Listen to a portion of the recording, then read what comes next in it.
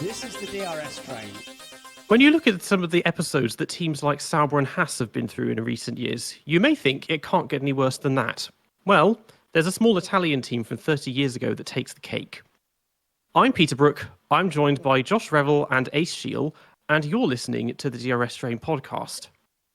So, the team in question is, of course, Andrea Moda, the ones that everyone loves to hate. When it comes to F1 YouTubers, it's become, particularly for ones who do history videos, it's something of a rite of passage to do a video on Andrea Moda. And I suppose that's definitely the case with you, Josh, because you've done videos on them not once, but twice, correct? Yeah. So the first one was like 2018 and done with a $5 microphone. The other was done in a WTF format, and both were terrible. Yeah, I mean, I did my own video 3 years ago, which wasn't brilliant, but it was, I watched it again recently, and there was a lot of just interesting things in there that it's easy to forget about. Because, I mean, years ago, I knew roughly about Andrea Moda because people say, oh, they're the team that the factory was literally the guy's garage at his house. That's what he's operating out of, and he made shoes, not cars, and all of this. But yeah, I mean, the team founder, Andrew Sassetti, interesting man, pretty shrewd businessman, because it turns out he made most of his fortune from gambling, actually, and that was how he got started making Andrea Moda the shoe company, which to this day, it may have closed down recently, but well, as of when I made my video 3 years ago, they had one outlet left in the entire world, which was in Singapore. But he thought he did this, and he thought, I've always loved Formula One, so let's make a team. And yeah, it was, I suppose, good timing in the sense that the late 80s, early 90s, compared to now, really not very selective in terms of who is and isn't allowed onto the grid. It seemed like just any old sod could join F1 at that time, couldn't they? Yeah, I mean, and apart from the privateers, apart from just the general Ferrari and Minardi that we had, of the privateers, how many of the drivers and teams were Italian? They seemed almost endless in the 80s and 90s. And they obviously gave us Andrea Moda, Life, F1, Giovanni Lavaggi, it was sort of endless. And in all that, it was Coloni, and they were brought up by Andrea Moda, and rest is history. Ace? Yeah, but this history begins way back because Sassetti at the beginning he wasn't rich. He became rich because he started making and selling shoes, and the real breakthrough came at Düsseldorf. And I just want to tell this story to show how shrewd, but also, you know, it's a fine line between shrewd and enlightenment in business. And anyway, so he was trying to sell shoes. And from a certain... Okay, I have the story here, so I'm just going to read it. So he comes to know from a certain Gallo of Turin that a company from Bagnacavallo is in crisis and will skip the fair at Düsseldorf. And Düsseldorf fairs is the biggest one about shoes. And I don't know if it's about shoes or just clothing in general. Anyway, it's the biggest fair. And he comes to know that there is this company in crisis, but they have a stand and they won't attend. So what do you think he does? He just shows up at Düsseldorf with a briefcase, and without telling anybody, he occupies their stand and goes to a bar nearby, grabs some tables, some chairs, and displays his products.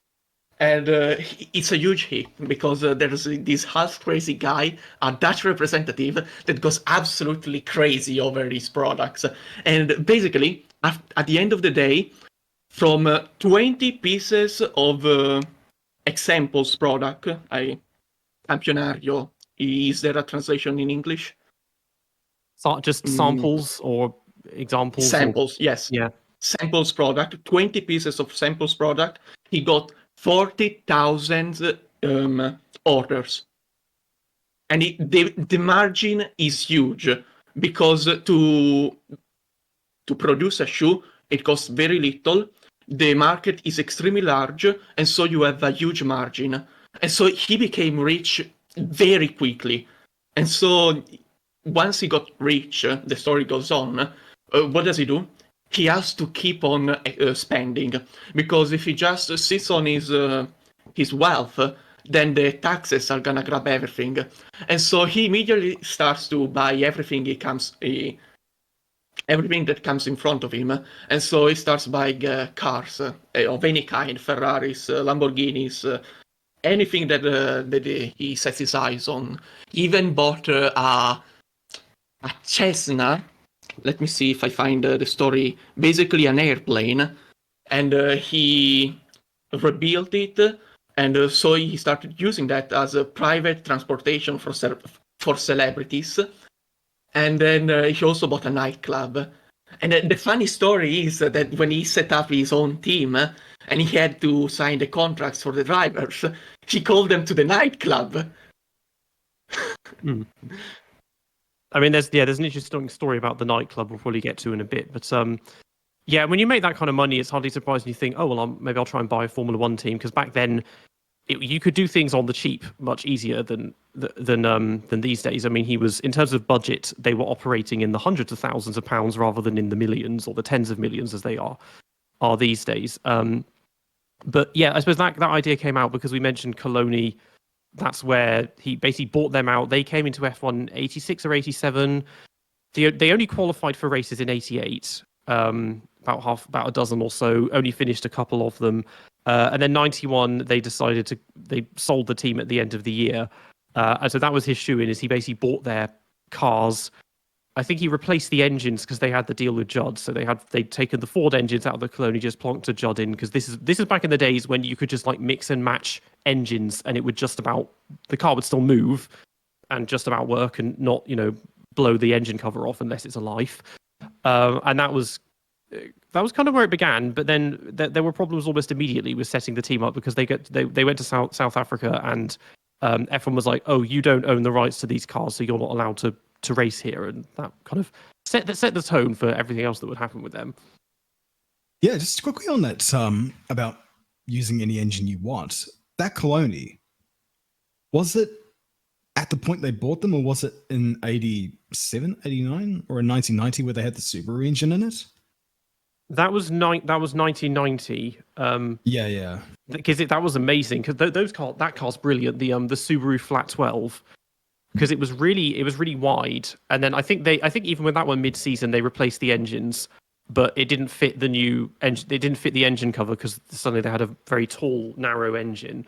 I remember because Bertrand Gachot drove for Coloni that year, and he said that the car was amazing, even though it was terrible. It was so much fun to drive because it was basically an overpowered go-kart, but it would spin in a straight line and everything else. But yeah, at the time that was it. Coming out of the turbo era, when they banned the turbos, you had, because it was maximum 3 liters, but then you could do any displacement you wanted, which was how we had V8s, V10s, and V12s on the same grid, and then we had Life attempting a W16 or a W12, whatever.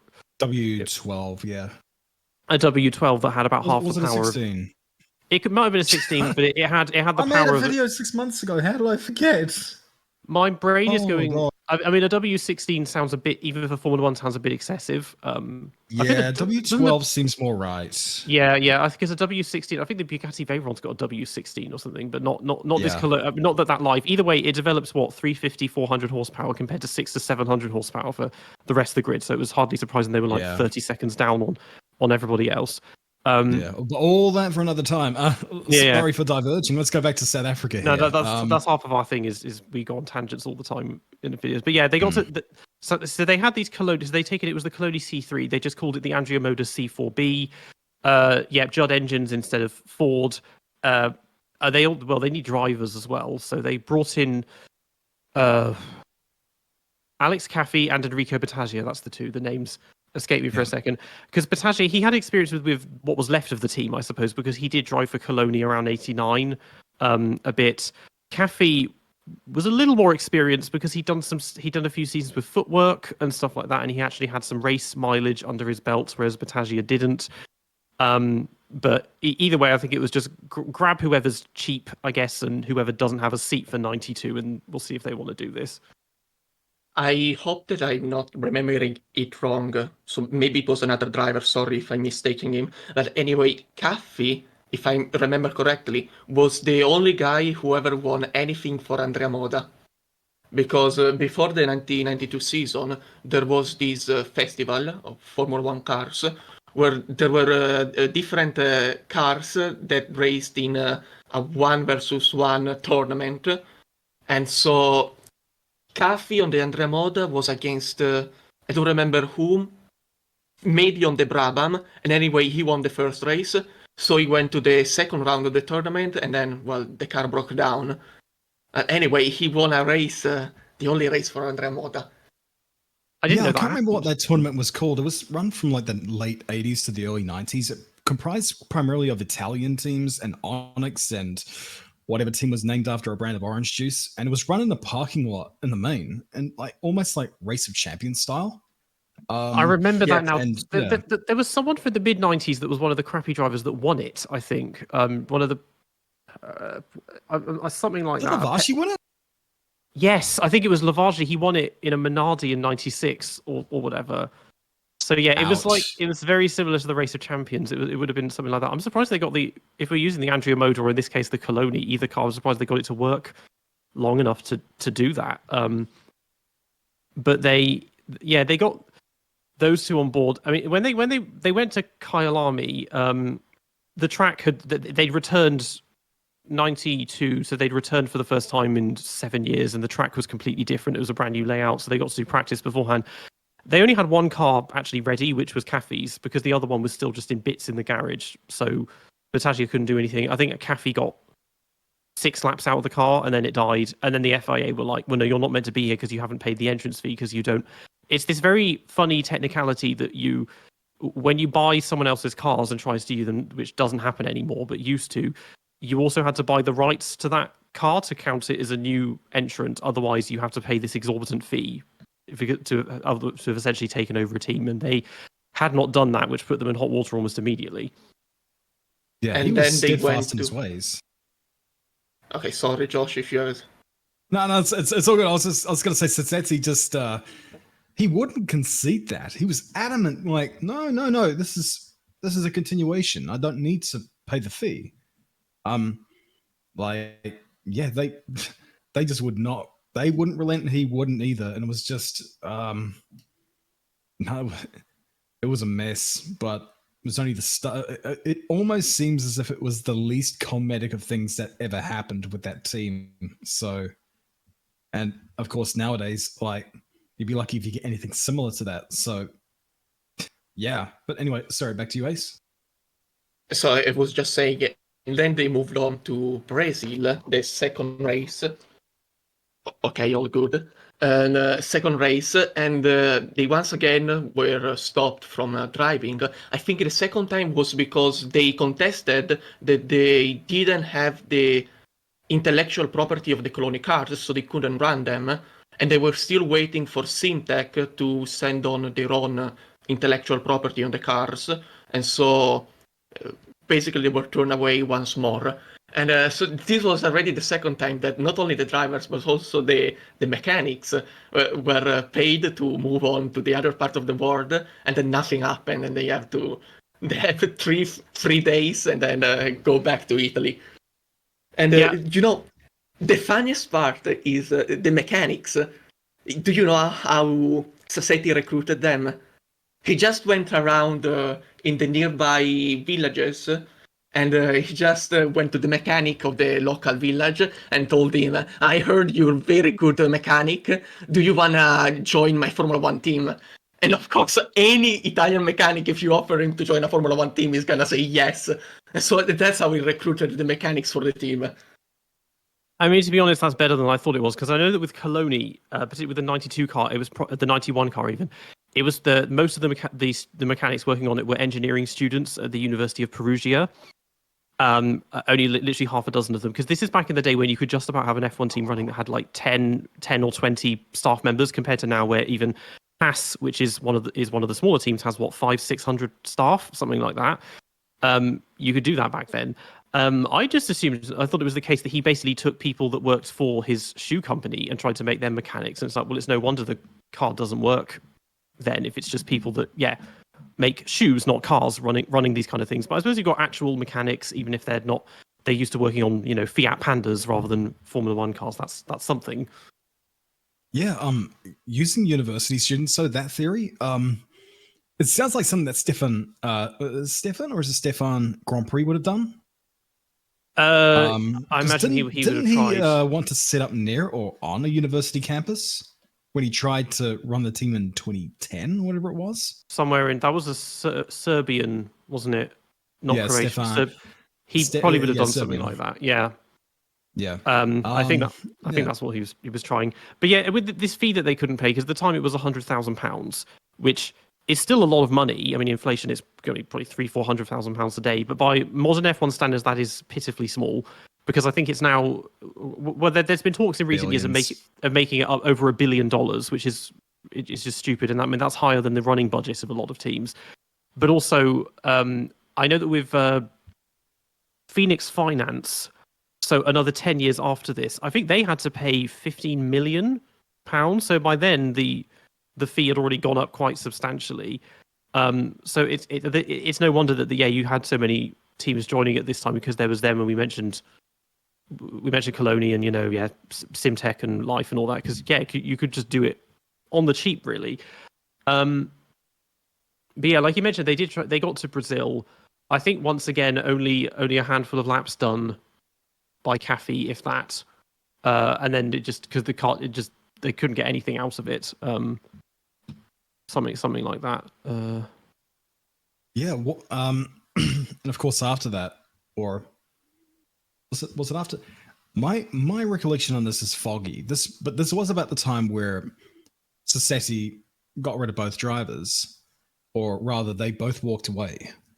That was in Mexico, actually. So yeah, that was the second round. Yeah, I was thinking it was a bit funny he jumped forward to Brazil. So yeah, no, they did go to Mexico. Both the drivers turned up there. There's a famous, the only picture I could find of both of them together, it's them sunbathing on like a roof or something, which I think was taken at that weekend because they had nothing to do, because they turned up there and the team was there, but like, oh, the cars aren't here or the engines aren't here. I was like, well, then what's going on? Why don't you have a functioning team? And so then Sassetti was like, oh, well, screw you two, goodbye, off you go.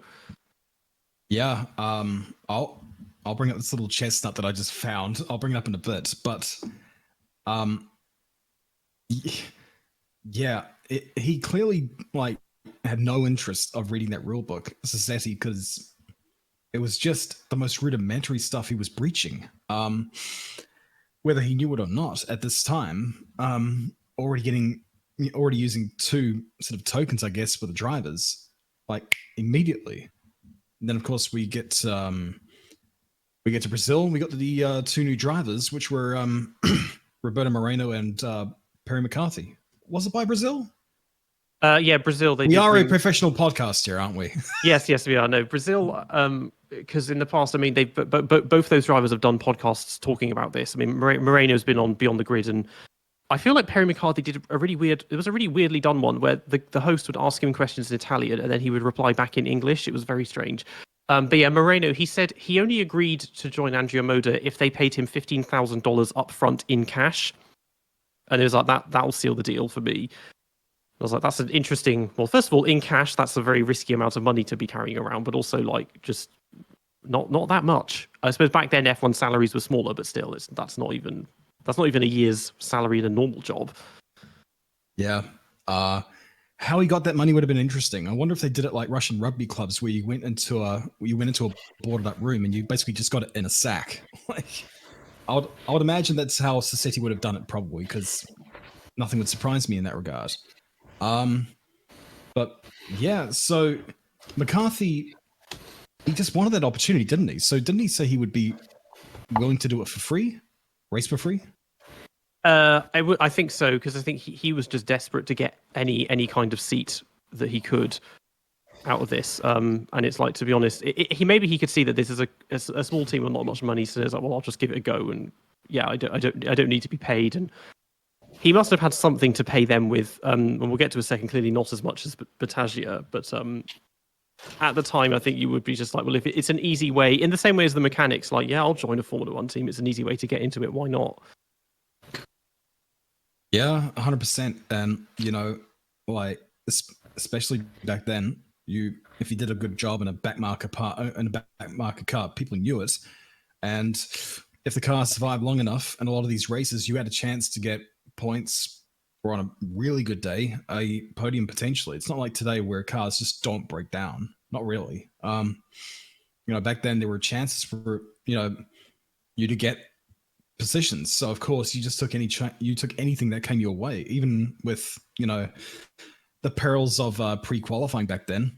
Because of course, how many drivers would have to pre-qualify for a race? It's about six or seven. It changed across the year because Brabham pulled out and stuff like that. But I think it was 7 initially. Or something like that. But yeah, I mean, the other major transition point for them was the new drivers, but they also had this new car. Because the Coloni was only a temporary deal. They had another car in the works, which was being built by Nick Worth, who would later work with Simtech and then Virgin much later. After that, it was an entry. I think it was the car that was originally meant for BMW when they wanted to do an entry in 1990. There was also that Bravo F1 team, which is really, really hard to find information on. I think they wanted it and that fell through. But yeah, they turned up with this new car, the S921, and compared to the Coloni, it looks very modern. It's actually a very nice looking car, and you could tell it was well built. And in terms of its actual design and performance, it wasn't too bad. It was just that the engines never worked and the mechanics were incompetent, which meant you couldn't really do very much with it, which is the case here. Because again, I think Moreno only did a handful of laps and was maybe like 15, 16 laps off the pace or something, and that was the best he could get out of it before it died. Yeah. Yeah, I mean, if you have a look at those bastardized photos in the years afterwards where that car was repainted into a 94 Williams livery, you look at it and you go, it actually looks decent. It actually looks a decent car. It's got that sort of, look to it. It's intangibles, and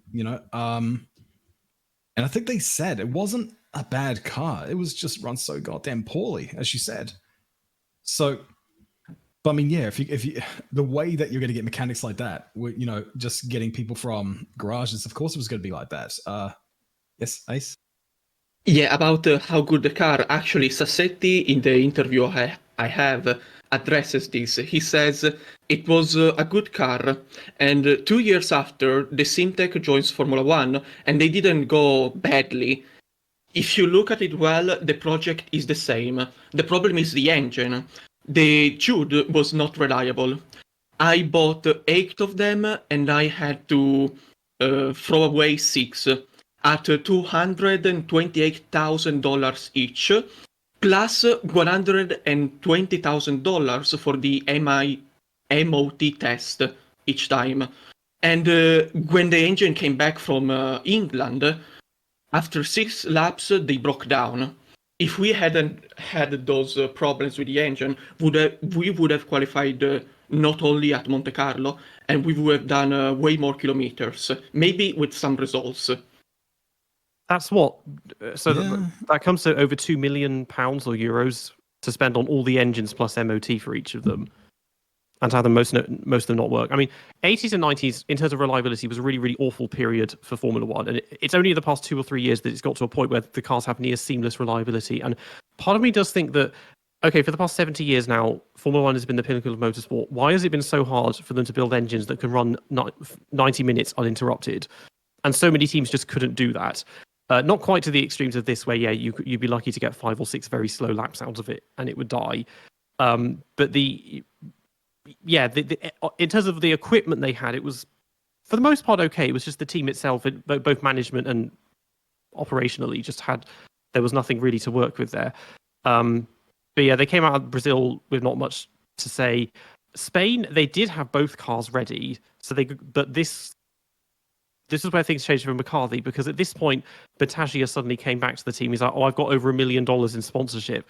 And so Sassetti was like, oh, great, let's get you in and throw McCarthy out. But then the FIA were like, no, you can't do that. You've already used up your allotted number of driver transfers for a year, which is a rule I didn't even know existed. And so he was like, oh, well, that's really annoying. Now I'm stuck with this McCarthy guy that's not giving me any money. So, let's just use his car just as spare parts for Moreno and put it all in him instead. He was effectively trying to chase McCarthy out of the team, because wasn't there something where there must have been where McCarthy could quit and they would be given allowance to make the driver change, I guess. I don't know, but that was certainly the attitude after the fact, because yeah, Barcelona, or it may have been the previous round where Battaglio came up to Sassetti and said, "Hey, look, I got all this money," which it may have been $1 million. For some reason, I'm thinking it was $100,000, but it was a fair amount of money. It was season's budget really for a driver, and yeah, wanted to get rid of him, and then the whole driver, allowance thing wouldn't allow for it to happen. But yeah, for the Spanish Grand Prix, it may have been race day, but McCarthy was at the hotel, and he was meant to be woken up by the team to go to the circuit, and obviously they would take him to the circuit and so forth. They didn't wake him up. They left for the circuit without him, and he had to hitchhike to get to Catalonia. Yeah, it was nuts. I know that was just the beginning of them trying to effectively torture him and just forcing it to make it forcing him to leave by just making it such an unpleasant experience, which it took a very long time for him to actually get to that point, because he was clearly very determined to get this opportunity to race in Formula One if he could. But he did, I think, during pre-qualifying, I think he did try and get into his car, and it broke down literally at the pit lane exit or something.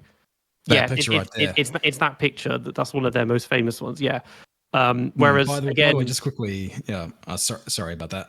Just quickly on this book that I've got of that, I just found out now that it's signed. Oh, okay, I've just found that out now. All right, whatever. I guess by McCarthy or yeah. I mean, my name's not Mike, but yeah, it's all that. Oh, nice. I mean, he does look like the kind of person that would do this, because as well as being Black Stig, I think he kind of loves the fact that he's the one that drove for Andrea Moda and had all this stuff happen to him. It's kind of it's almost more memorable than actually having a decent career in Formula One. Yeah, just about. And I've met drivers over the years. The first two drivers, I'm not making this up, the first two drivers I've met in person, 2017, 2018, was McCarthy. And a lot of the appeal of seeing him, and this was for a motoring show, was the fact that he was the Stig. But I was an F1 nut, so I wanted to ask him about it, and he was just one of the funniest dudes I've ever met in my life. He was an absolute character. And I asked him, because at that point, the info on his Andrea Moda exploits were kind of rudimentary, just sort of a couple online articles, but it was already bad from what we were already knowing. So I asked him, was it really that bad at Andrea Moda? And he said it was way worse. It's like, great. But yeah, I said, you're the first F1 driver I've ever met, by the way. And he's like, I'm sorry. So he's got a great sense of humor. And then in the what year was it? Was it 2020? Yeah, because that was when Colapinto and Lawson were on the grid, and Yuki Tsunoda. 2020 New Zealand Grand Prix, I was on the grid walk, and Roberto Moreno was there.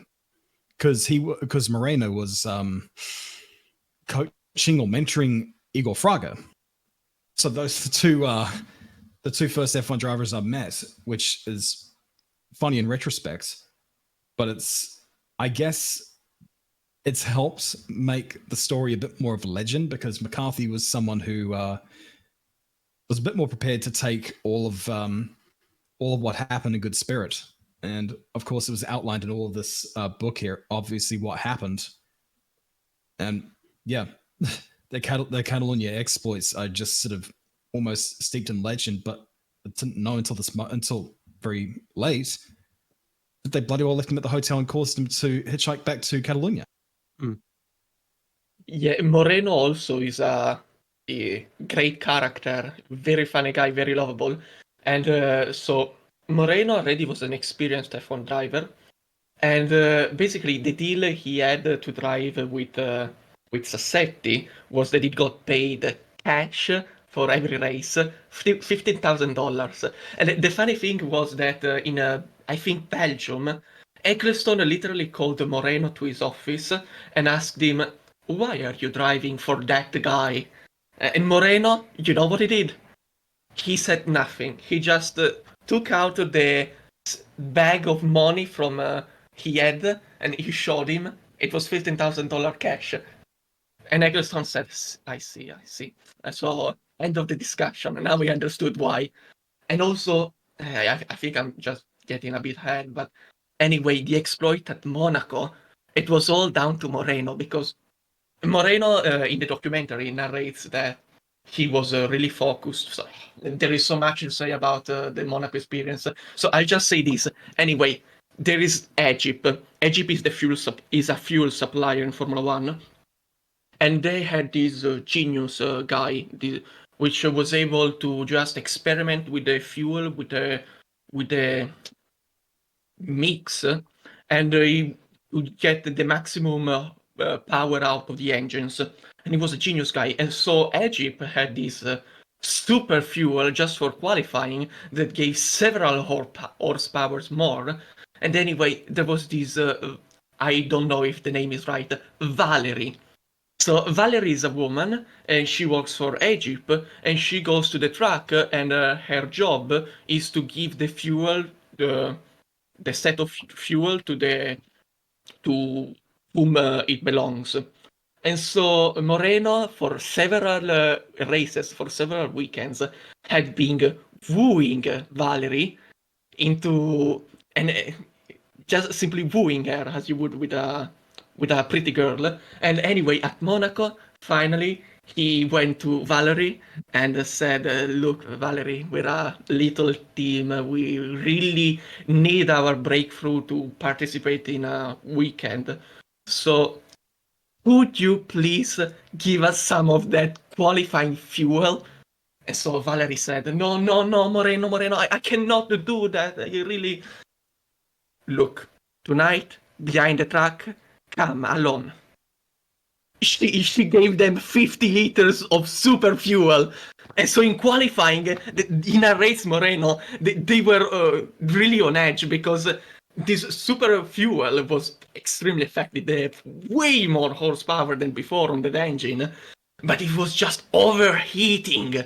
So they were very scared that it would break down the engine at any possible moment. And so he was very careful with his love, but I'll narrate later. We can go back to where we left off. Yeah, I suppose that sounds like the kind of standard Italian business practice at the time. Because again, with Giovanna Amati, she got that test with Benetton in '91, and I believe that, well, the story is that basically she was pillowing with Flavio Briatore, so to speak, was how she got that gig, and then that gave her the segue to do a few races with Brabham. And this being the Flav, that would not surprise me in the slightest. But you mentioned a GIP or AGIP. I never know if it's a GIP or... I'm guessing it's a GIP and not AGIP. It's the same as if it's GIF or GIF. But another thing with Andrea Moda that is quite surprising, as well as the car being sort of all right, is that they had a ton of sponsors. Like, when you look at the car in Monaco, it is coated in different sponsors. I mean, a lot of them small ones, but there's ones like Alessi, or Aless, how you say it, that fashion line. Because again, that was another thing in the 80s and 90s. It stopped being just alcohol and tobacco. We started getting the fashion companies sponsoring as well. And you look at that and you think, this doesn't look like a small budget team necessarily. Like, there's a lot of different sponsors, and you wonder what Sassetti was doing to attract so many of them. So about the sponsors, I have a list that in the interview he talks a bit about. So just gonna go through the sponsors. So Guzzini did the illumination in a grand style, and was the company which owner of the Jacuzzi. And LS was a clothing company of Ellera. The pellicceria, how do you say that in English? The place where you work on the skin, on the fur. How do you call that? Like a tanning booth or tanning bed? Do you mean? Might be that. Or, so a dermatologist? I don't know. No. I think tanning. I mean, fur to create clothing. So you receive the fur like from Russia, and then you mean have like to clean it. Oh, the pelt. I don't know. Yes. I guess I don't know what those places are called that do that. But yeah, I know what you mean. I think. So Annabella did that. Then there was Acqua Minerale Naturale Tinnea, which was a water company to sell water. And then Electric Motor Pumps of Leone Donnazzan. He was the only sponsor who ever gave him money. This guy, Electric Motor Pumps, the only sponsor who ever gave him money. Anybody else never paid him anything. There was Blue Box, which did AC. In Canada, the Aldo Group, which was a suggestion. A suggestion, by the way, is basically he put the sponsor on the car without having any agreement, just in hope that since he put the sponsor on the car, he would pay later to have it also in the following races. Then Masse Generators, it was little stuff. Dribbling, which did soccer shoes. Industrie Regione Marche, which was another suggestion. Taylor Store, which did the suits for the mechanics. Bosby Suole, FAC Cancelli Automatici, FAM, BS Setti, Brembo, Agip, Teoco Idromassaggi, Surplus Valve Technology, Matricardi Trasporti. Anyway, all stuff that did not pay him. So maybe not quite as impressive as it looked then. If only one of those people ever actually paid him. You'd think Alessi would have, because that's a fairly big company. I mean, we had clothes like that here in the 90s when I was a kid, and that. I mean, there's when it comes to sponsors of racing teams, there's a couple ways you can sponsor someone. There's outright giving money, or giving stuff required to go racing. So when it comes to like lower form, if you're in Formula Ford, for example, like one of the ways you can sponsor a driver is by giving them a set of tires, for example. So that probably could have been the way with Andrea Moda, but otherwise it seems weird to have a whole lot of sponsors on the car without any method of payment. Like, it seems strange in that regard, unless they were trying to make them look bigger than they actually were. But yeah, I'm guessing he didn't really care too much about the money, since he was self-funding it. I'm not too sure. It was a very weird operation. No, he really cared about the money. He was desperate, and just utterly failed.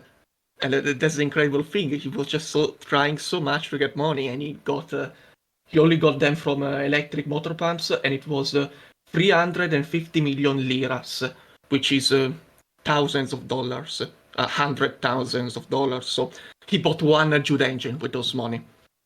And anyway, about what you were saying, I suppose that Taylor Store, then Brembo, Agip, and Matricardi Transports were the sponsor which paid with services.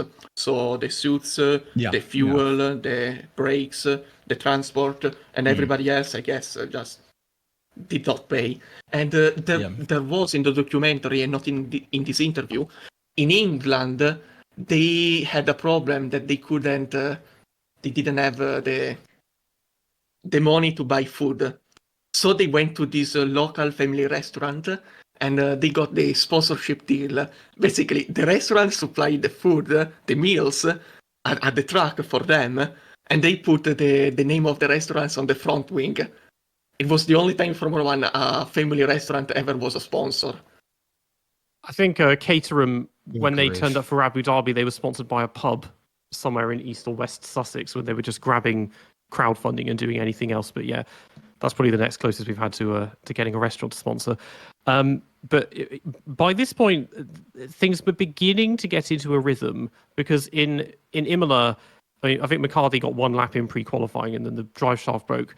But Moreno, he was only 0.4 off Andrea Chiesa in the Fond Metal, so, and 2 seconds away from Alboreto in the footwork, in the fastest pre-qualifying time. So still not enough to get to qualifying, but like, when the car's working, the pace is not miles off everyone else, at least. That also, what you just mentioned there, that kind of highlighted the downfall of Alboreto in a way, because a decade earlier he won that race. Then he barely qualified for the race a decade later. Like, and had been It's fighting for funny the how it works in championship F1. with Ferrari one year, and then he's doing this. I mean, he ended up in '85. yeah, he finished with he did a couple of years of Minardi. I think '94 was his last year, and that was It when was this is when Scuderia Italia, wasn't it?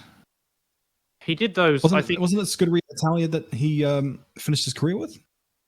I think they'd already gone in the first half of '94. Certainly, he was with Minardi, and '93, '94 was when Minardi were actually quite good.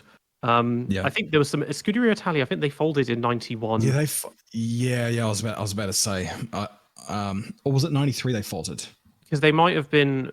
I feel like that's where they sourced their engines. Andrea Moda, they got their engines from at one point was from them. He did also he in '92, yeah, football. He did do Scuderia Italia in '93. That was when they had the Lola chassis when they'd had Dallara before that. And then '94, yeah, he was with Minardi.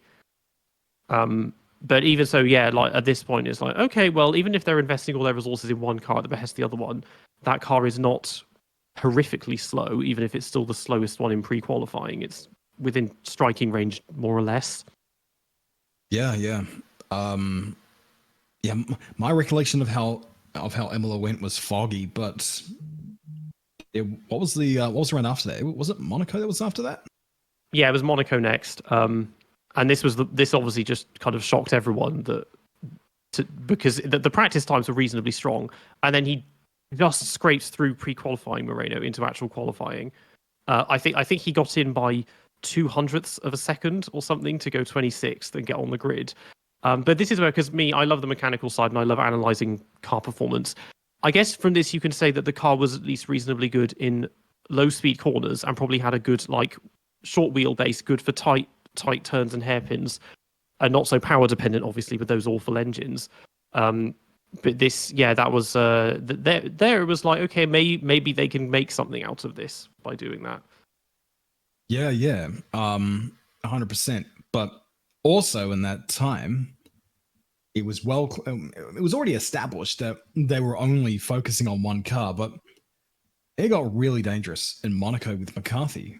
I can't remember what exactly the problem was. It was something to do with the seat, but he would go through the tunnel and he would come out of the tunnel, and he was bouncing so bad in it that he was seeing double. He couldn't actually see where the Nouvelle chicane was, and he seriously was fearing for his life at that point.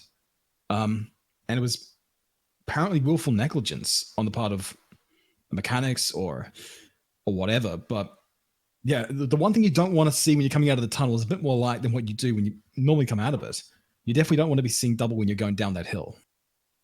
Yeah, there was it was something about a Lucy. I remember. I think when he had the car for Spain the first time, there was no like windscreen on it as well, which was another thing they'd done. I feel like there was a missing headrest, but this is before we had the ones that go all the way around because they didn't have the same cockpit protection back then. But yeah, his seat was basically loose, and yeah, he was just bouncing up and down and couldn't see anything. So that was just more of them investing all of it in Moreno. So before going to Monaco, Moreno was really set to prepare for Monaco as best as possible because he knew Monaco was the best chance they had. So aside from wooing Valerie, he also was really set to test. And I know it sounds incredible that Andrea Moda had the money to test the cars in private tests, but they did. And so they really needed a track that resembled Monaco. And so they went through the entire list of all the tracks around Europe, and finally they found the right track, a track which was very similar in characteristic to Monaco.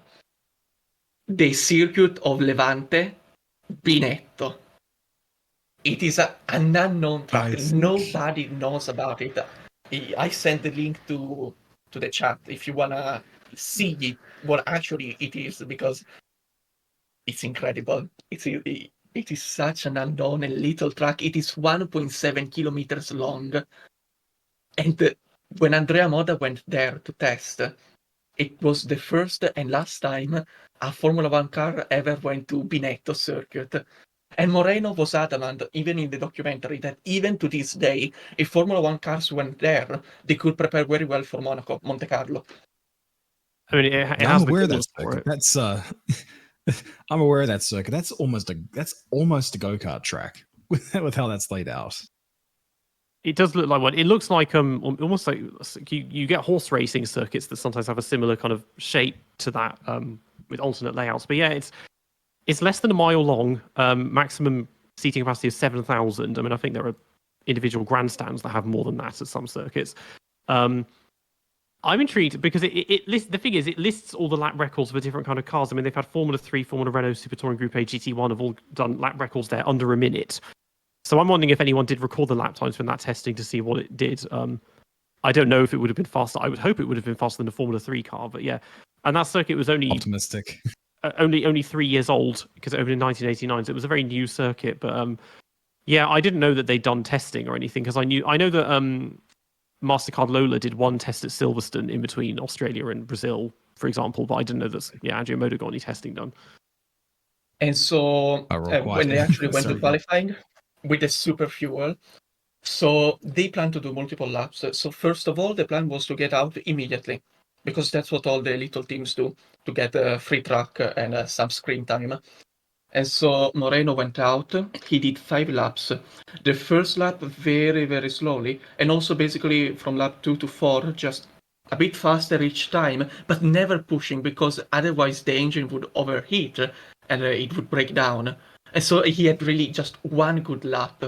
And so when he started the last lap of that stint, he said in a documentary, he had done an incredible lap. I don't know if the year prior or some year priors with a much better car, and he had set an incredible time in qualifying. And he tells in a documentary that when he did that lap with Andrea Moda, he just had in mind the lap he had done previously on that much better car, and he just executed that lap. And the car held on, and he did an incredible lap time and then went back to the box. And the plan was that towards the end of the session, they would get out again. So the problem is that the team had the mechanics, but they had the Italian mechanics, and then there was the group of French mechanics, and then the group of English mechanics, and they did not talk very well with each other because of the different languages. And anyway, there was this set of how do you call the things that go on the wheel to fix them? The nuts. Wheel nut. Wheel nut. Yes, the wheel nuts. So they needed to change the tires on Moreno's car, and also on McCarthy's car. I don't remember. I think it was Moreno they were talking about. Anyway, they needed to change the tires, so they took out the tires. Then the Italian mechanics found this plastic bag with inside the wheel nuts, and on top of it a paper card on written "Do not use." So the Italian mechanics saw that, opened the plastic bag, and used the wheel nuts. And as soon as they tried to wheel them on, they got stuck. And they got stuck seriously hard. So they tried to unscrew them, and they were not coming out. And so time was passing by. They couldn't get out the tire because they couldn't take out the wheel nut and just try with something else because it was just so stuck. And nothing to do. It just never came out. It just never unscrewed that wheel nut. The point was that I think that wheel nut was made by the English mechanics, and they had set the wrong inclinations inside, so they do not match with the ones of the tire, and so it wouldn't screw on. I don't know how it's called. The thing it screws on the wheel nut. The thread, I think. Yeah. The thread. Okay, thank you. And so that was it. They couldn't send out Moreno again for another laps in better conditions. And so they just sat in the garage looking at the lap times.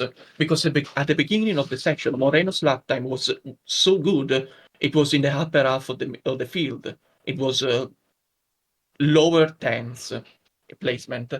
But towards the end of the pre-qualifying, it just kept going down and down and down and down. And they were just holding on to hope that it wouldn't fall below 27th place.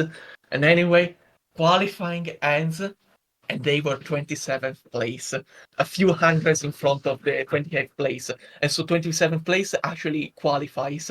And so they qualified for the first time ever. And they were just so happy, just so cheers. The entire paddock went and congratulated them in front of the Andrea Moda box. And they just, what do they do? What do you do when other people are clapping and congratulating you all around? They just stand there and take it. They were just so happy. Yeah. It was there was a P26 actually they needed 26 to get on the grid. But yeah, so they'd beaten both Brabhams, Eric van der Poel and Damon Hill, Andre Chiesa in the Fond Metal and Paul Belmondo in a March. So yeah, I mean still it's something. There is a quote actually from, because you mentioned McCarthy earlier. There is a quote from him where he says, the team still hadn't made a proper seat for me, so I had taken a beating inside the cockpit, but I kept my foot down and desperately tried to remember where the next corner was. I knew the tunnel was taken flat out on my first lap, but as I came into daylight at 170 miles per hour, I was being bounced around so badly, I had double vision, and I vividly remember speeding toward the tyre barrier, wondering if I should turn left or right. Anyway, I was called back to the pits, and that was the end of my run for the day. I mean, his official lap time in pre-qualifying is 30 minutes, 5.9 seconds. I'm not sure how that's physically possible, to be honest. I mean, it says he did a few laps and then they called him in. I'm like, surely any of those were faster than 30 minutes? I mean, you could probably run around the track in 30 minutes. Would it have been like an in and out lap, you know? And the timing delta would have picked him up after that time spent in the pit lane? And maybe that's why it was 30 seconds late? It has to be that he stopped in the pit lane without crossing the start line. That's the only thing I can think of. I don't know where they would have been in the garage. I'm guessing if it's like today, they would have been right near the end of the pit lane as one of the teams at the back. So yeah, I don't know what was going on there, but either way, yeah, they qualified for the race barely. Didn't last long in it, but he was. I know that Moreni, he was staying on the tail of. There was somebody in front of him who had engine problems, and he was able to keep close to them. But a few people retired before him, and he broke into the top 20 before their own car died. Yes, so about the race, the point is, after all the clapping and the congratulations from the paddock, the head of the Jude came up to Sassetti and told him, so what now? Sassetti asked him, what now? Jude continues, well, you haven't paid my engines, first of all. And second, the engines you're using are not going to last the entire race distance, because those were qualifying engines, basically. And so, anyway, during the night, the mechanics just work on the engine, trying to pull it more to extend the lifetime. And they just tried everything they could during the race. So the engine should have lasted 30 kilometers. And it did actually 40 kilometers before it retired, so it was a success, actually. I love that the Judd guy even openly admits, the engines aren't going to last. It's like complaining, you haven't paid me, but, I'm going to give you these engines, which, let's just say they're qualifying engines. Like, you'd think, no, we need to try and make these last for 300 kilometers if we can. Yeah. Wasn't it the Judd that went into the life car after they gave up on their own engine. W12. It was. They did that for one race because I think everyone had Judds then. I guess you get them cheap. Yeah, but I mean, especially the teams that ran them toward the sort of ladder, because they were around in the 80s and they were powering the Williams before Renault came in. But toward the 90s, when everyone had them, it seemed that apart from they weren't even that cheap, but they were also kind of very. They had a tendency to unalive themselves quite often, it seemed. They were really popular, but no one they were never that good, even though loads of teams had them. I mean, there's quite a few. Yeah, they had a lot of teams from 1988 until 1997. Well, I mean, the Arrows branded as a Yamaha, but technically a Judd, and the same with the Tyrrells before that. But before that, it's just a sea of failing to qualify. There are a handful of podiums, actually. Leighton House, Brabham as well. But for the most part, not good ones. And yeah, even Williams couldn't make them work. Because, I mean, Mansell got 2 second places in 88, but otherwise it was just mostly retirements. And they also had their own dodgy... This was when they had They had active suspension, but it wasn't nearly as good as what they brought in '92 at that time. So that was 88. Mansell, Williams, Judd engines, was it? Yeah. Or was it also 89? No, Bootson and Patrese in 89.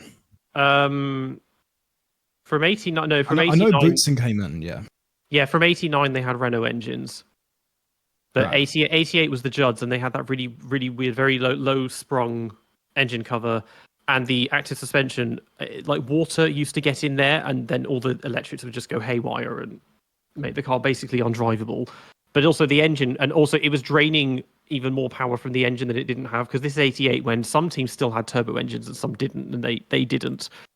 So it just did not work for them. But yeah, Brabham, Eurobrew, March, Lotus had them. Leighton House, Life for 2 races where they put it on and it blew the engine cover off the car. Scuderia Italia, Andrea Moda, and then Tyrrell and Arrows branded as Yamahas. So they stuck it out for a long time with engines that just weren't that good. But yeah, so Monaco was over and done with, and great performance, honestly, to just get that far, especially from where they came from earlier in the year. Then the rest of the season followed, and it just spiraled out of control in every respect. And did they even get close to qualifying again after that? Because the next race was Canada. Yeah, not really. I mean, Canada, this is where things went downhill properly, because they turned up, but the engines did not turn up either, because they didn't pay them. Yeah. So they had no engines, so this is where they had to grab wasn't them. it freight? Wasn't it freight rather than Judd saying, no, you're not going to have them? They didn't pay the freight on them, was it? They hadn't paid the transportation, so they couldn't get them across the Atlantic, which is fair because before, they already had, in Mexico, they had no car, in Brazil, not much. But yeah, they hadn't paid the fee to transport the engines, so they turned up with cars but no engines. They managed to get one spare engine off of Brabham, who also had Judds, which then they used, which only Moreno ran, but he was 14 seconds off Chiesa in pre-qualifying, so it was back to their kind of regular scheduled programming in that regard. Then I don't remember the order of the races. I remember in France there was that massive. What was it? I don't even remember what was it, but there was truck driver strike. Strikes. Yeah. Yes, the strikes, and so there was a huge traffic jam, and basically they had the team with the team truck with the cars on, and they were stuck in the traffic jam, and so they missed out on the race. And actually, also the Yamaha as engine suppliers had their own truck stuck in the traffic jam, and so they also didn't turn up to the race. So another disaster. And then I think the race after, I don't remember where it was. The Sassetti had forgotten to pay the entrance fee to the track, and so they weren't allowed to race. And so they skipped also that race. No, so in France, they didn't turn up at all. They couldn't get through the blockade. And so because of that, pre-qualifying got cancelled because they didn't need it, with those two missing. They did make it to Silverstone, but this is one, I think by now, they had lost almost all of their sponsors. Because when you look at the pictures of the car, it's just jet black and there's a couple of sponsors on the rear wing and that's about it. This is the one, though, where they were back to their tactics with McCarthy and he got sent out on wet tyres on a dry track to basically prevent him. Because as well as not liking him, they also wanted to eliminate the risk of him preventing Moreno advancing into main qualifying. So they wouldn't let him set proper laps. Because even if he was fast enough, they didn't want him racing. Yeah, and that's when the campaign came about. Let Peel out. Is it Peel or Pell or I didn't understand the PEL to that. But there was that campaign to basically give McCarthy a fair run because everyone knew at that stage that it was just getting farcical. It was getting ridiculous. It was clear that they were handicapping him. Yeah, they'd be all the hashtags and everything on Twitter if that was happening today, and probably crowdfunding, fundraising efforts, and all of that kind of thing going on. Yeah, because the funny thing about this entire story about Andrea Moda isn't that they were like Williams in 2019, where they were extremely bad, and either you were the Formula One specialist newspaper, or nobody would write about you. The point is, Andrea Moda was covered extensively by the news. they were followed all the way through the year. When they were going to the first race, to the second race, they always made the headlines in the news. And so they were very well covered, and that's why that was the campaign Let Pell Out, because it was really followed closely the all the events happening at Andrea Moda. You mentioned before about being repainted. I've just found a picture of that car repainted in the Rothmans livery, and it looks like a Williams. Like it looks it looks very, very similar to the FW14B. It's just it is a bit blasphemous, if I'm honest. Like, yeah, as F1 nuts, we look at that and we just go, that's just, it looks good, but it's just not right. I mean, the picture I've got, someone's wearing a Senna-inspired helmet as well. I'm like, there's a lot of lines being crossed here, I feel. But it also, I mean, I didn't know that had happened because I was told that Sassetti still had both chassis himself, but maybe one. Yeah, that is weird. Yeah, no, maybe he sold one. Or, but yeah, as well, because talk about Sassetti, I think it was around this time of Silverstone. Again, things were getting a bit funny away from the circuit because we mentioned at the beginning that he had that disco or that nightclub, which was basically being used as their factory. Well, the story is that it got burned down with him inside, and then there were gunshots fired at him while he was trying to flee it. And no one's ever confirmed this, but there's always been rumors that he had, links with the mafia. How true that is, I don't know, but that I feel like that's the kind of thing that they would attempt, because maybe I'm guessing he owed them a lot of money and wasn't paying up. I don't know.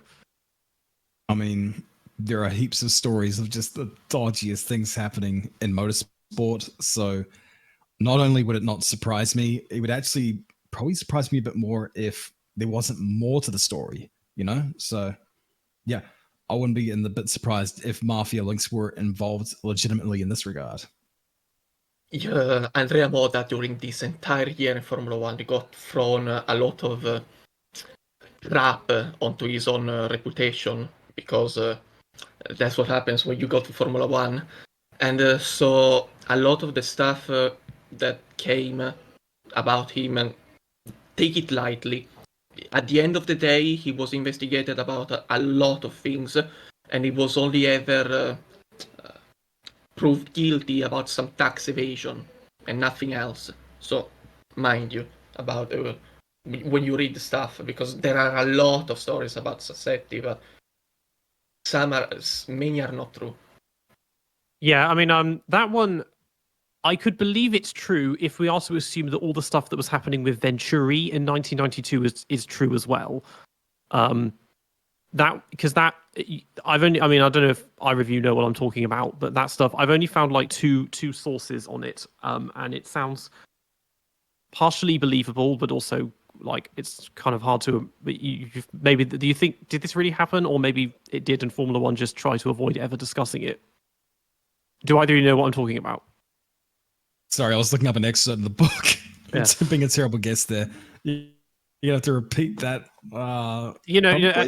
Venturi 92. Rainer Waldorf. Do you know that name? Or that Klaus? Wasn't Holtz? he the? No. I was thinking of Onyx with that freaking Gandalf character. Jean-Claude Van Rossum or Jean Pierre Van Rossum. Yeah, the one that burned his own Porsche because they wouldn't give F1 engines.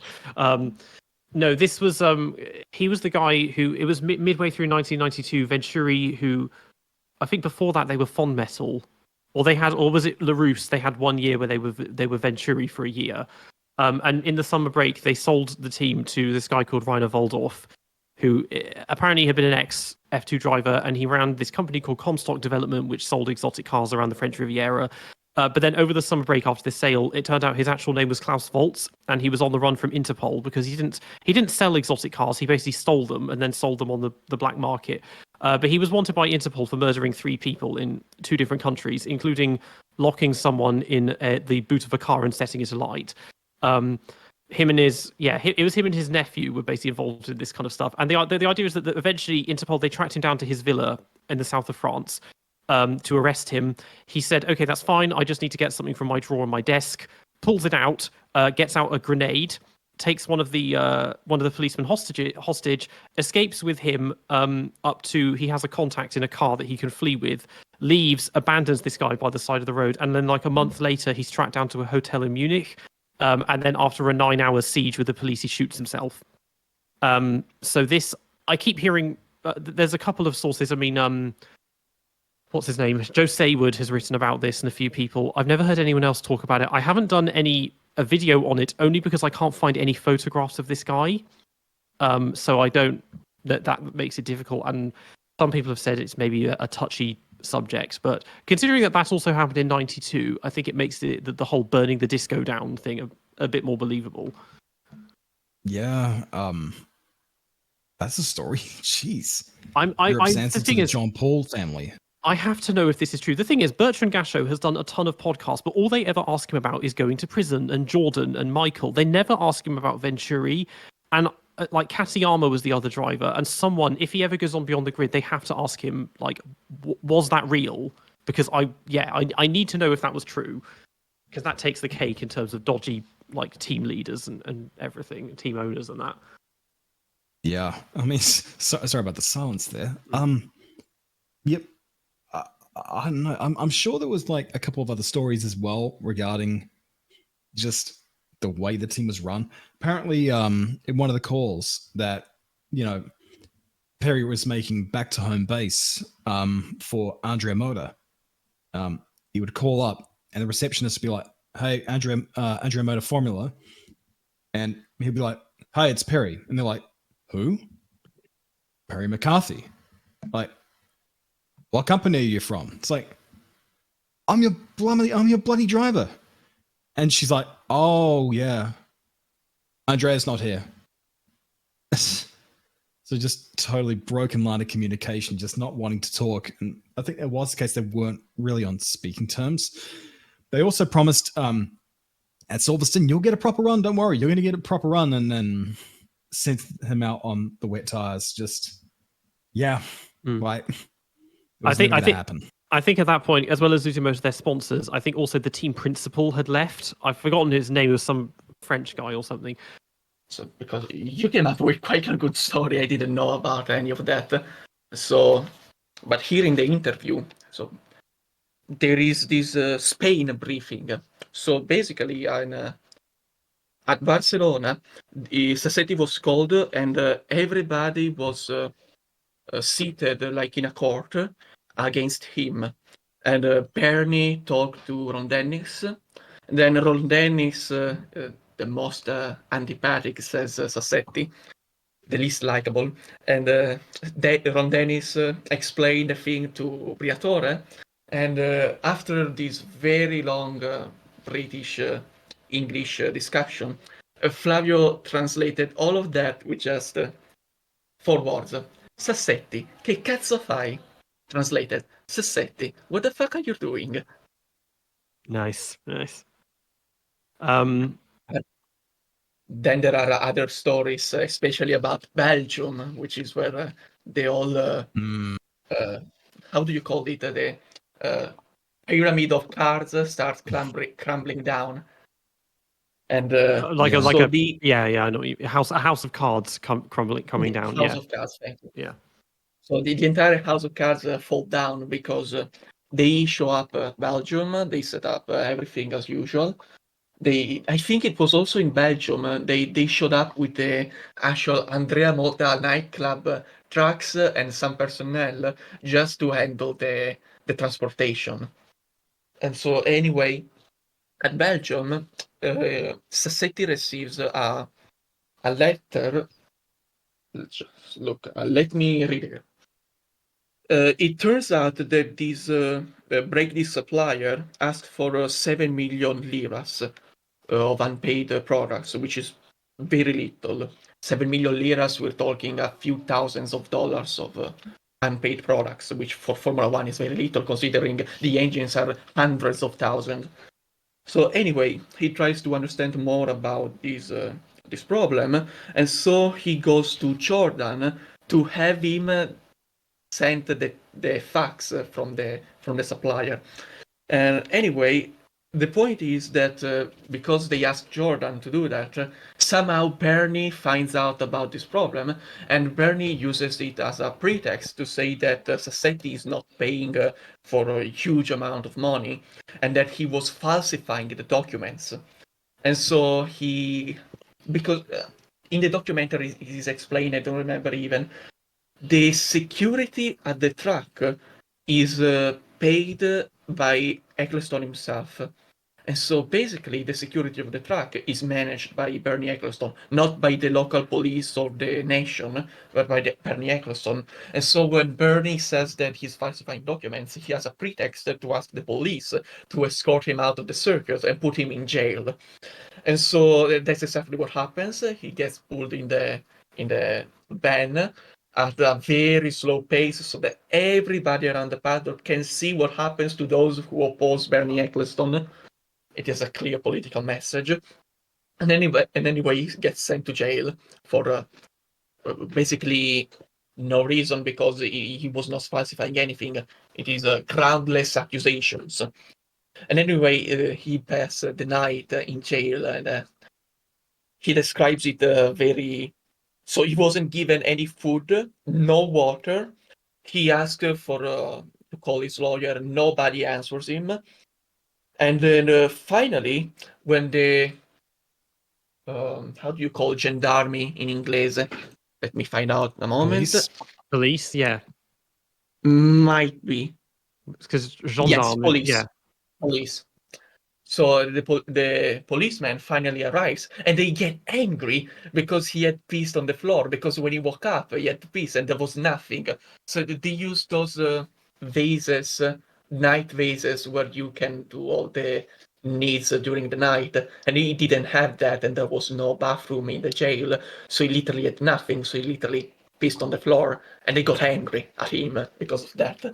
And then finally, they gave him a coffee, a bottle of water, and a steak, not well cooked.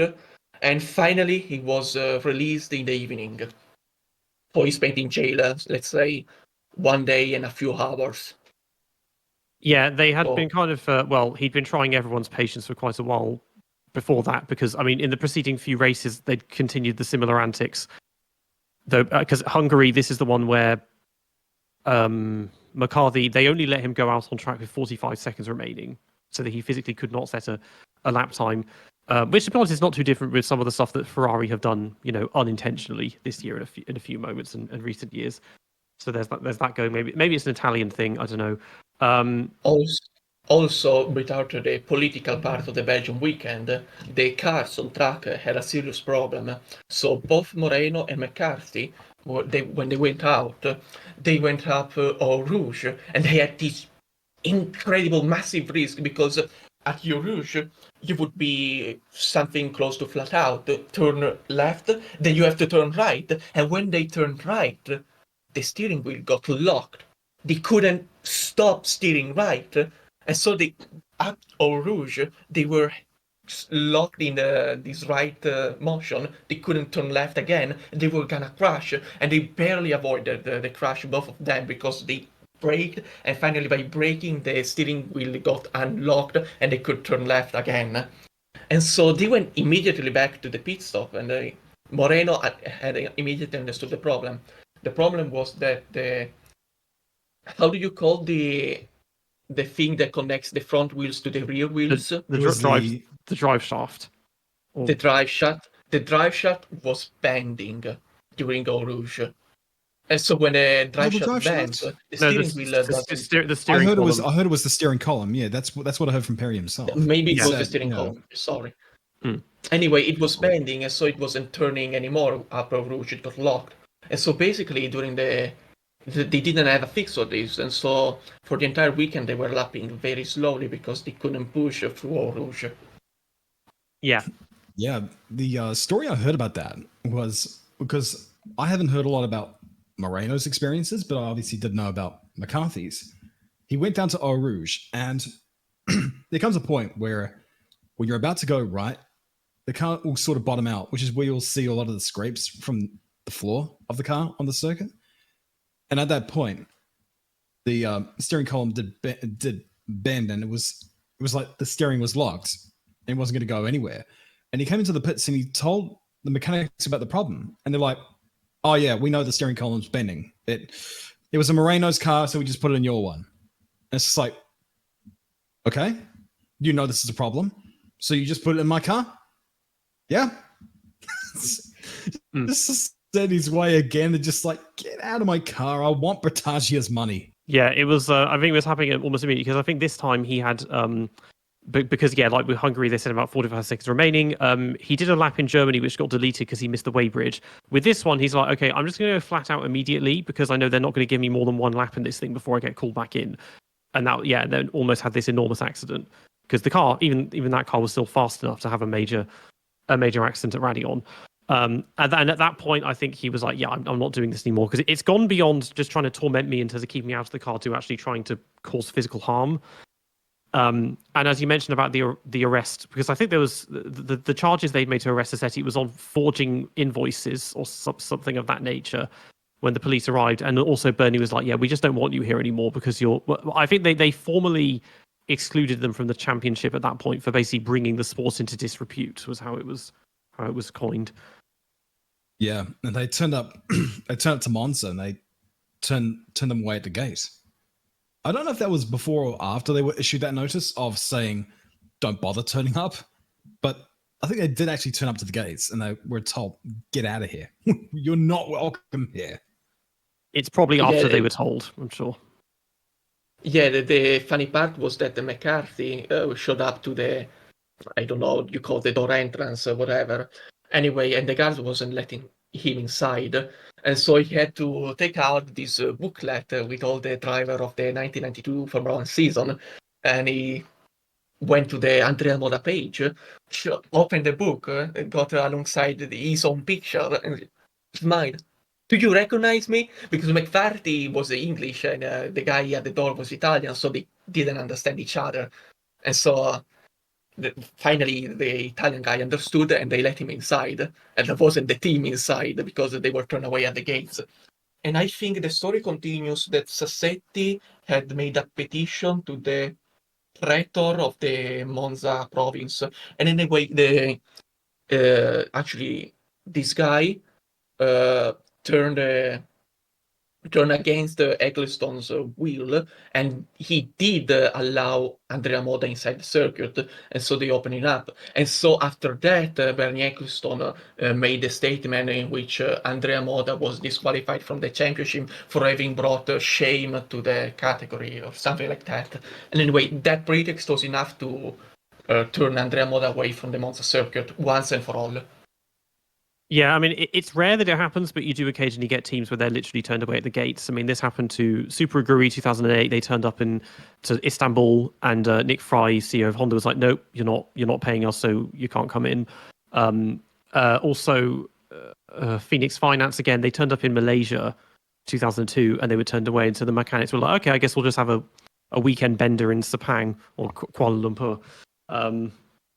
Sometimes that does happen, but that basically brought an end to the whole operation at this point. I mean, for McCarthy and Moreno, it wasn't the end of Formula One for them because McCarthy did actually become a test driver for Williams and Benetton.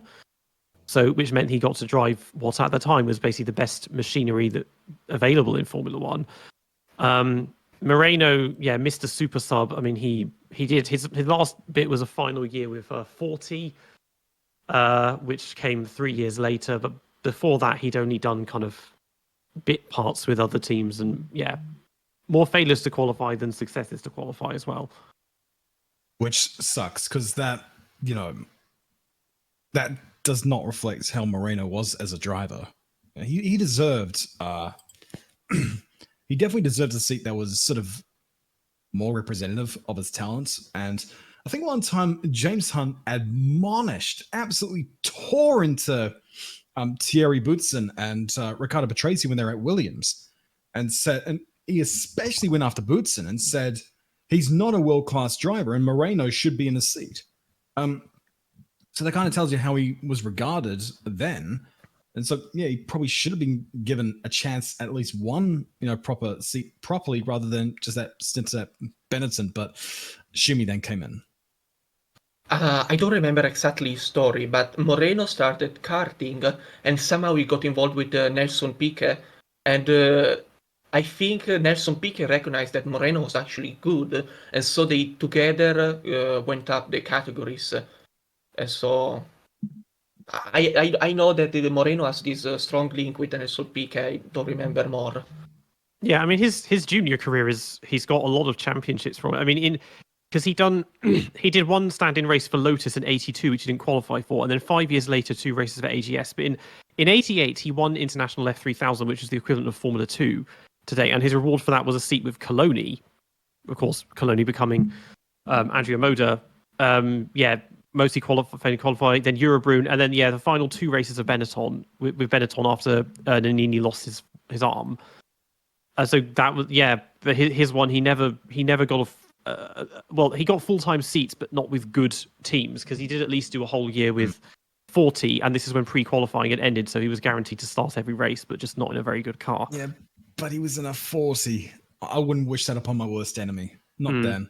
Which is ironic, because 40 weren't bad in junior formula, weren't they? No, they were one If I of these remember ones correctly. like Pacific were amazing in junior formulas, but then just were very out of their depth in Formula 1, and 40 again were good. I mean, his results, I remember with the 95-40, the reliability was actually, for a backmarker team, was actually okay. But even so, his best finish was 14th. And there were a couple of races where he wasn't even classified, so the pace just wasn't there. Yeah, so you mentioned Hunt getting against Botzen and Patrese, but did anybody understand why James Hunt was so against Riccardo Patrese?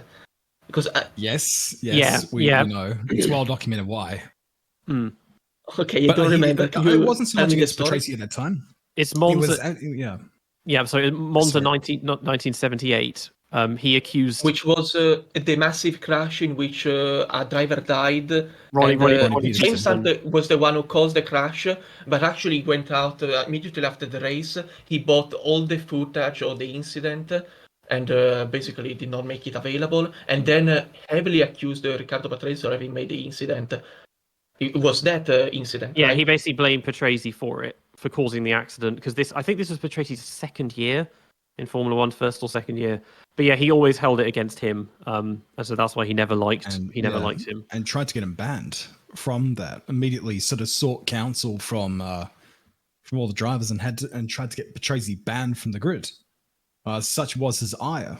But I think in '89, yeah, he still didn't like Patrese, but the ire at that time seemed to be much more geared toward Thierry Boutsen, which, like, I didn't think Boutsen was that much special, but it's a little bit harsh. He wasn't a bad driver, but he was going after him.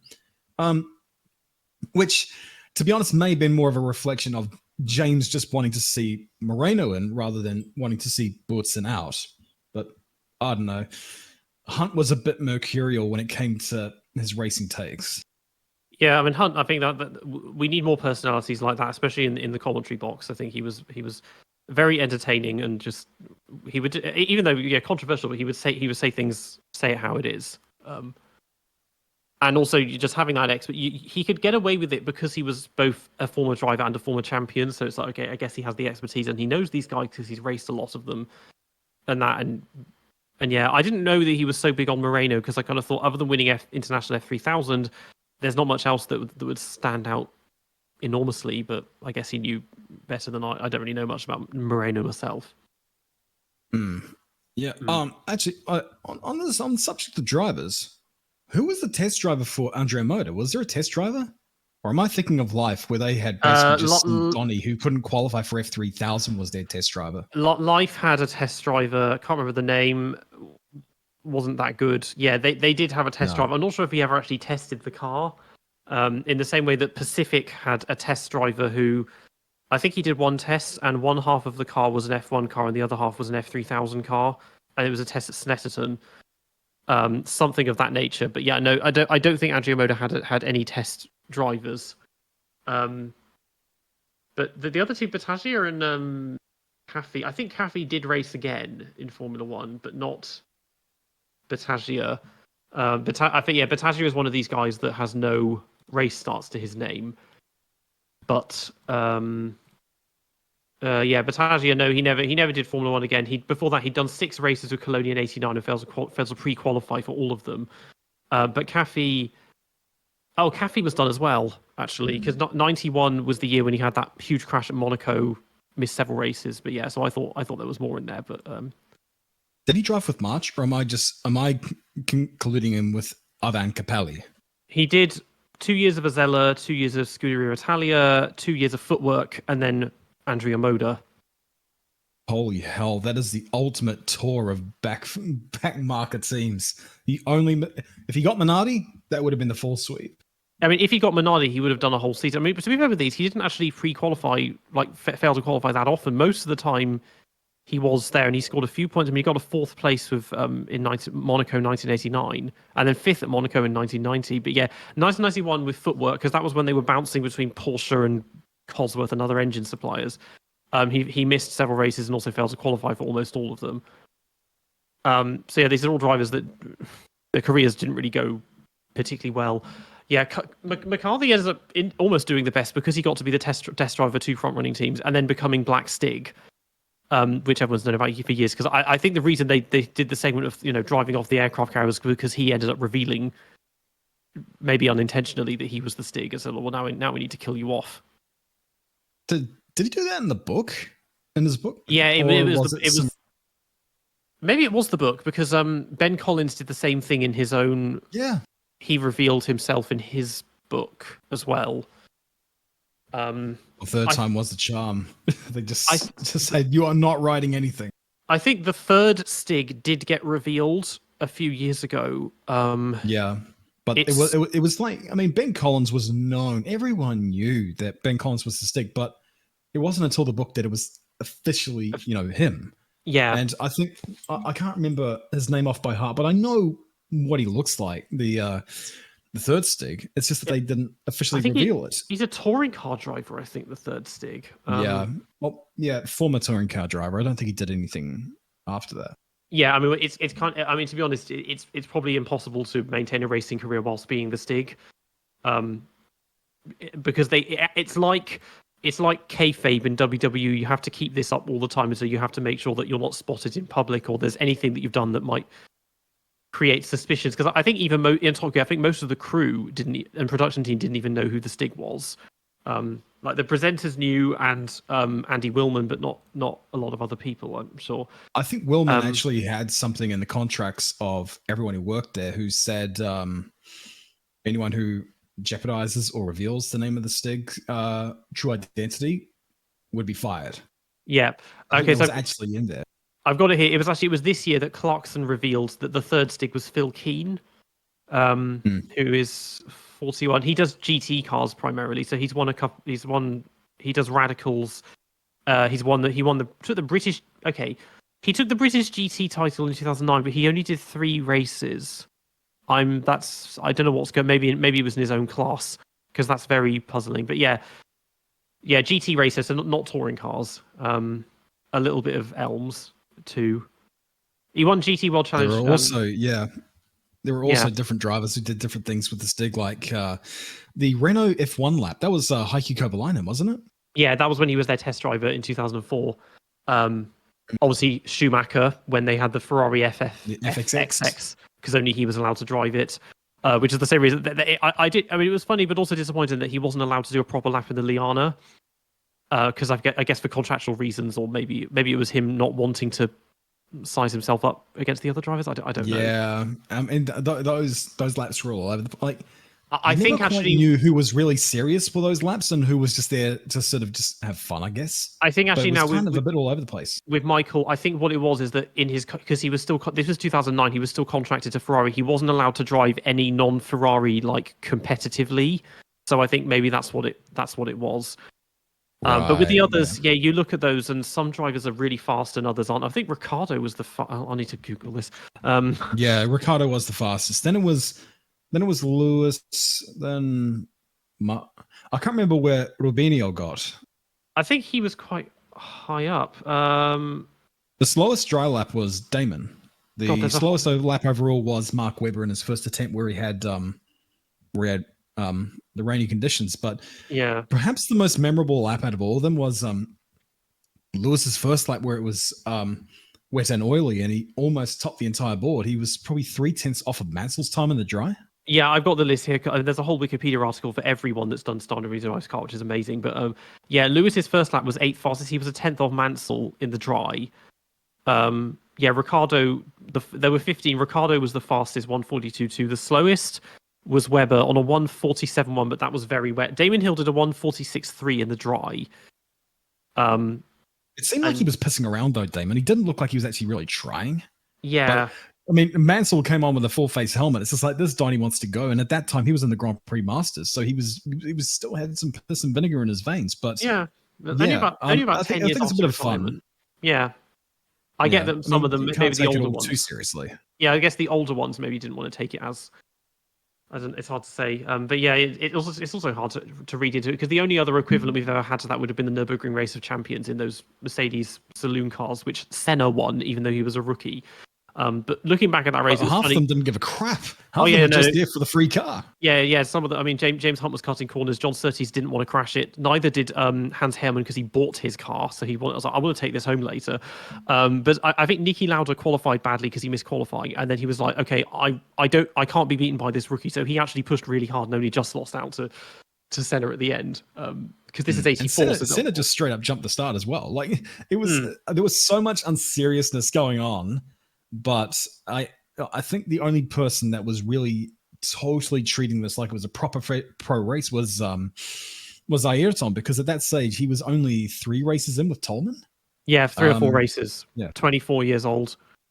And that was the first confrontation, if you want to call it, first sort of encounter between Alain and Ayrton, because Alain actually picked him up from the airport to go to the race.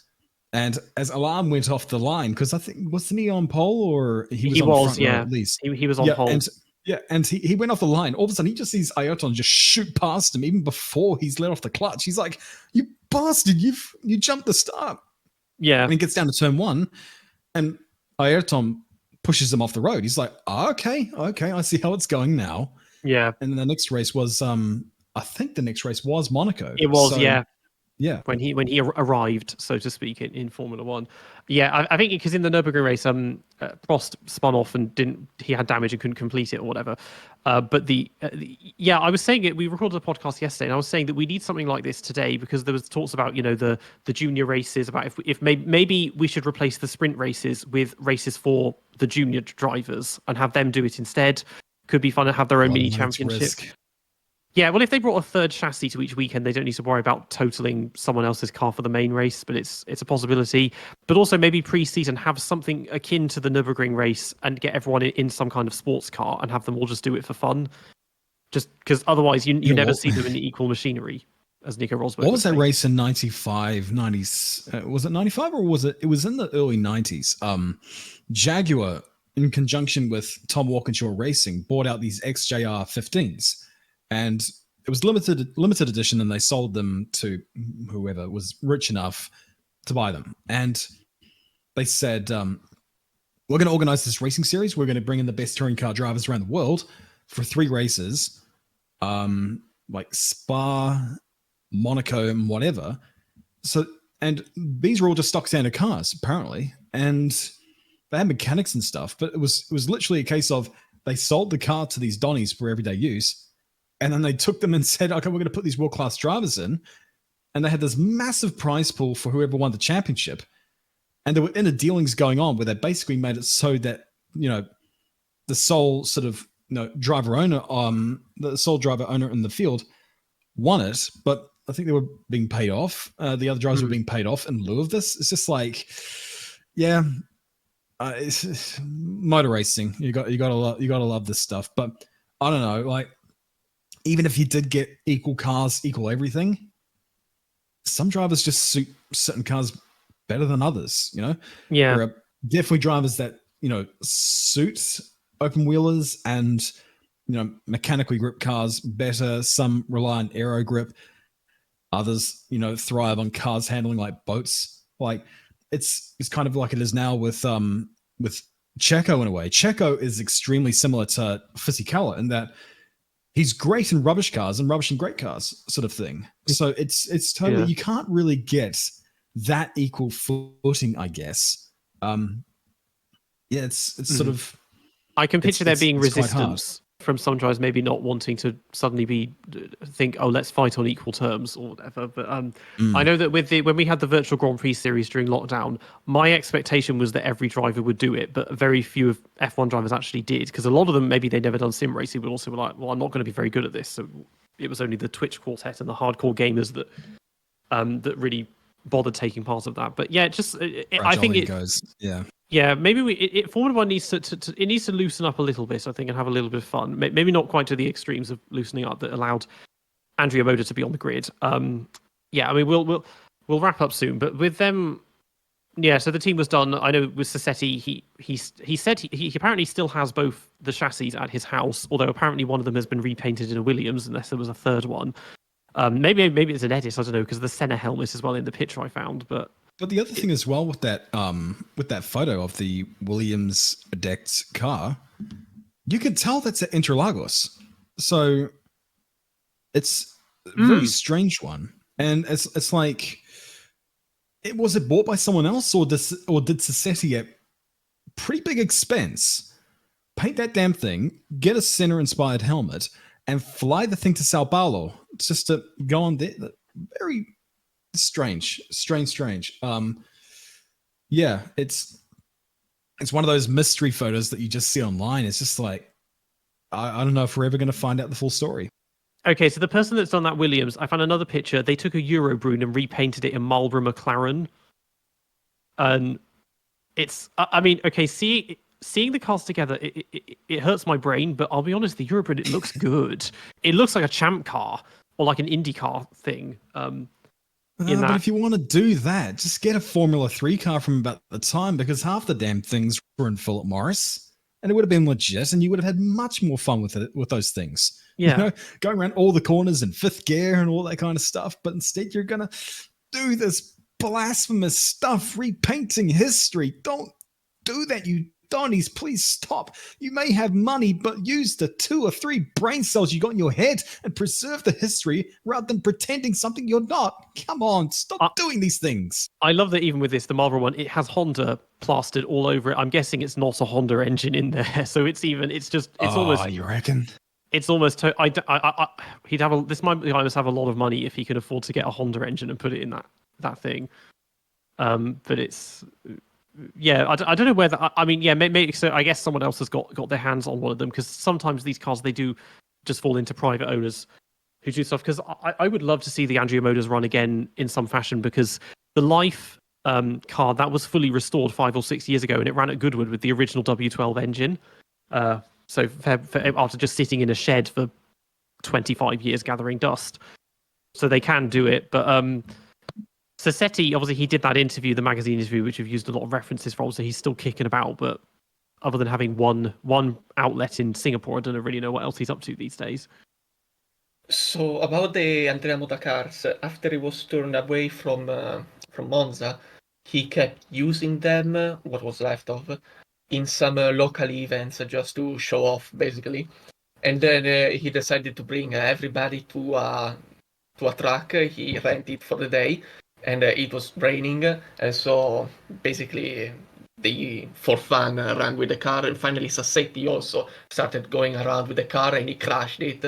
I don't know if he crashed it twice. I know that he absolutely totaled one of them. And anyway, that went to the end after everything was consumed, used up. And then I think the police, how do you call Guardia di Finanza? Finance guards, the department which oversees the companies and their tax evasions, basically. HMRC in the UK? His Majesty's Revenue and Customs, that's what you pay your taxes to, if that's what you mean. Yes, but a police force, something like that. I don't think we have a police specifically for that, we just have the police. Financial police? Let me see. Yeah, I don't think we have. No, it's an Italian thing, because I translated Guardia di Finanza and it says in English it is called Italian Finance Police. So it is something only we have. And I guess anyway, you need it with some of the businessmen you've had, I'm sure. In effect. Anyway, so I think they requisitioned one car because of all the trouble Andrea Moda Sassetti was going through. And then I don't remember anymore, although I watched the documentary less than a month ago. I don't remember anymore. I think after some time, a guy showed up claiming to be of the police, and that he had to take away also the other car. No, I remember. He left the other car with a friend somewhere. He had a car dealership. He left the Andrea Moda with this guy who ran the car dealership. And then anyway, they went back to this guy, and this guy told him, look, the police came here and they told me I had to give them the car, and I complied. And so they went to the police, and the police said, we don't know anything about that. And so they tracked down the car, and they found out that there was this Austrian guy which had the car painted in the Williams colors.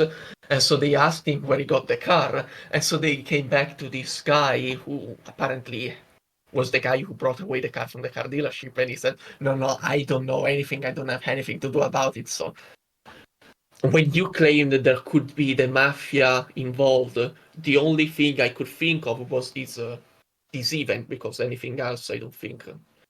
You know, the mafia pursues money. And honestly, in Formula One, you do not make money, so why should the mafia get involved? But if it's about taking away one car and sell it in black, I can see it. And with I suppose with the disco burning down, if there was a bounty on his head, presumably that bounty would still be there. I don't really know if that's mafia rules. If they failed on the first attempt, maybe. And last thing, Sassetti then went to Indianapolis because he did IndyCar. a sponsor for Euro Motorsport. Exactly. Yeah, so there's an yes, yes, I remember that. There's 1993. There's an IndyCar with Andrea Moda livery, which actually looks pretty good. But I'm surprised that they surely would have known everything that went on in Formula One, that they were willing to take him on, even just as a sponsor. But hey ho, IndyCar's a bit of a different beast of Formula One. I think that's the end of the story. Yeah, it seems like there isn't much else to say. I mean, Josh, you said you've met both drivers. I haven't met. I've seen the 2011 and 2012 grids from a distance, from going to Silverstone for those races. I was once in the same room as Tiffany Dell, but didn't get to speak to him. And he, for but one race, he was a Formula One driver. But maybe one day those two. I mean, McCarthy sounds like a pretty approachable guy. Maybe I'll cross paths with him one day and see if he's got any interesting dirt. He has to be one of the funniest people I've ever met in my life. He's just a great laugh. So if you do get a chance to talk to him, anyone, just do, because he's got a story to tell and he's got a great way of saying it. So one last anecdote about Sassetti, the man, because when he was still young, he in the interview he was asked how fast he was going in the civilian streets. And he says at night the trade from Monte San Pietrangeli to Civitanova, on the 3 straights I touch 280 kilometers an hour. So that's how fast he was going. Nice. That's the kind of guy Sassetti was. Oh, no. Wait. Let me see. There should be somewhere. Okay, no. There is another incredible story. If I find it. Okay, so he bought some cars, and he bought a 328 GTS. That car, he crashed it towards Porto Sant'Elpidio, a bay, at 130 kilometers an hour in reverse. He went down the hill in reverse at 130 kilometers per hour, got to the pier, and flew into the water in reverse. The police came on the spot, and they couldn't figure out what the fuck was going on. It was so strange that they actually were willing to say that he did not have any fault in this crash. It was so weird. That's 80 miles per hour in reverse. I mean, going downhill, but even so, that's going to destroy the engine or the gearbox, one of the two. So you're not meant to go more. Impressive, though, to do that in reverse. I mean, in reverse, you're lucky to break 15, 20 miles an hour normally. I don't know if he literally got to the bay and then flew into the water, or if he crashed whilst he was going there into a building. It is not well explained here. Anyway, just absurd. Yeah, I mean, I suppose that sounds like the kind of thing he would do. Yeah, one of these very, very strange characters, I guess, from a classic time in Formula One that's given us teams like this, and I'm sure in the future we'll try to do episodes on some of the other backmarkers from that era who have been just as memorable. What actually is a better story in terms of destructiveness with road cars? That or Alain Prost 84 Estoril? Do you know the story of that? No. Okay, so he lost the championship by half a point, right? But he wasn't sour because he lost to Lauda, and he said, if I'm going to lose to anybody, it might as well be Lauda, especially with the season that they had. And Lauda said on the podium, "You'll be a world champion, don't worry. You have the goods." And he said, Prost was the best championship because Prost was the hardest competitor. Blah, blah, blah, blah. Anyway, so they go out in the town, they get pissed because, of course you do. End of the season, go wild. So they get pissed, and then they go back to the hotel. It was Alain Prost and Elio De Angelis. I don't know if De Angelis was staying at a different hotel, but anyway, he drops him off near the reception, and Elio's like, "Can you get me closer to the hotel?" And Alain's like, "Oh, you want to get closer?" Puts it in reverse, lines it up with the hotel foyer, which was all just glass, right? So just all glass around the foyer. Boots it, smashes his car into the hotel foyer, puts it in neutral, looks across to Elio and says, "Okay, now you can ask for your room key." Next day, he phones up John Hogan, who was the PR manager for Philip Morris. And Prost's like, I got a problem here. And Hogan's like, "What?" He's like, "I crashed the car into a hotel foyer and the car's still there." He's like, "Which hotel?" He said, "Oh, so-and-so." It's like, "Okay, fine. We'll sort it out." And they just paid the whole bill for the refurbishment of the entire bottom floor of the hotel. That's a really strange. Was he? I mean, was he blind drunk, or was he just secretly very disgruntled about losing the title? Or I don't know. It's in his book that I got down there. Like I studied I studied this religiously. Like I just came across that story, and I had to do a double take because I'm like, "Hang on, is he saying what he's saying?" And sure enough, it was true. I'm like, "You are kidding me." That's quintessentially Formula One. But then again, you hear stories every so often of just drivers going wild. Let us not forget the Suzuka after party in 2003. Oh yes, yeah, it does. I think I think these days you can't get away with stuff like that because of partly sponsor stuff and media, but also just you're being watched everywhere you go because social media exists, and so those are just the kind of fun stories that we're kind of scratching the surface, I suppose, of everything that really went on outside of the races at that time in Formula One. But yeah, it's all good fun. It's all good fun.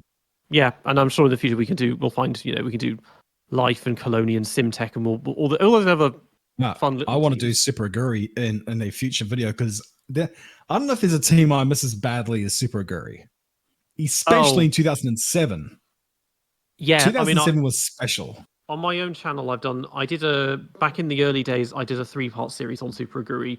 I remade that a few months ago and condensed it down. And 2007, I mean, okay, they got very lucky to get their hands on a race-winning car to use.